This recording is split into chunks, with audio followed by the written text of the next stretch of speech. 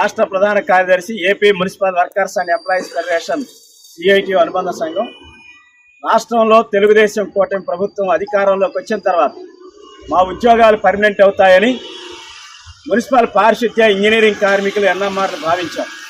Permanent కార్మికులు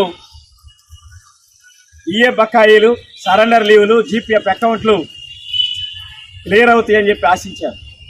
engineering కార్మికులు చాలని జీతాలతో బతుకుతున్నారు. జీతాలు పెంచుతారని, ఉద్యోగ భద్రత కల్పిస్తారని, సంక్షేమ పథకాలు అమలవుతాయని ఆశించారు. కోవిడ్ కార్మికులు, బదిలీ కార్మికులు, ఎన్ఎంఆర్లు వీళ్ళకి మున్సిపల్ కార్మికులతో పాటు జీతాలు చెల్లించట్ల. ఈ రకంగా అనేక సమస్యలతో బాధపడతా ఉన్నారు. ఈరోజు పిడుగులాంటి వార్తని రాష్ట్రంలో తెలుగుదేశం కూటమి ప్రభుత్వం మున్సిపల్ కార్మికుల నెత్తి మీద పడేసింది. ఆప్కాస్ 1వ తారీఖు 2వ తారీఖు జీతాలు వస్తున్నాయి. పిఎఫ్ డబ్బులు, ఈఎస్ఐ డబ్బులు వాటాలకు వెళ్ళిపోతా ఉన్నాయి. ఎవరు కాజేయట్లేదు. కానీ ఈరోజు ఆ సిస్టమ్ని తీసేసి ప్రైవేట్ ఏజెన్సీలకు అప్పగించాలని రాష్ట్ర మంత్రివర్గం తీర్మానించింది. ప్రైవేట్ ఏజెన్సీలకు అప్పగించడం అంటే మున్సిపల్ కార్మికుల జీతాలు సక్రమంగా రావు. 6 నెలలు 7 నెలలు బకాయిలు ఉంటాయి.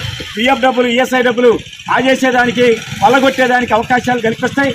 అదిరింపులు పెరుగుతాయి. ఈ రకమైనటువంటి ఒక అభద్రతలోకి కార్మికులు నెట్టబడేటువంటి సిస్టమ్ని ఈరోజు తెలుగుదేశం కూటమి ప్రభుత్వం తీసుకొస్తా ఉంది. దీన్ని రద్దు చేయాలి. ప్రైవేట్ ఏజెన్సీలకు అప్పగించొద్దు. మా ఉద్యోగాలు పర్మనెంట్ చేయమని మున్సిపల్ ఇంజనీరింగ్ కార్మికులు, పారిశుద్ధ్య కార్మికులు, ఎన్ఎంఆర్లు ఈ రాష్ట్ర ప్రభుత్వాన్ని డిమాండ్ చేస్తున్నాం. దానికోసం రాష్ట్ర వ్యాప్తంగా దశల వారీ ఉద్యమం జరుగుతుంది.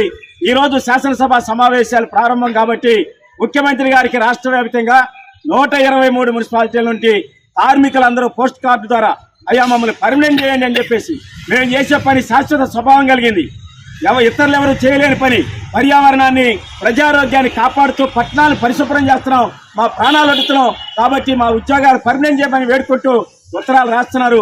ముఖ్యమంత్రి గారు కరుణిస్తారా లేదా వేచి చూస్తాం.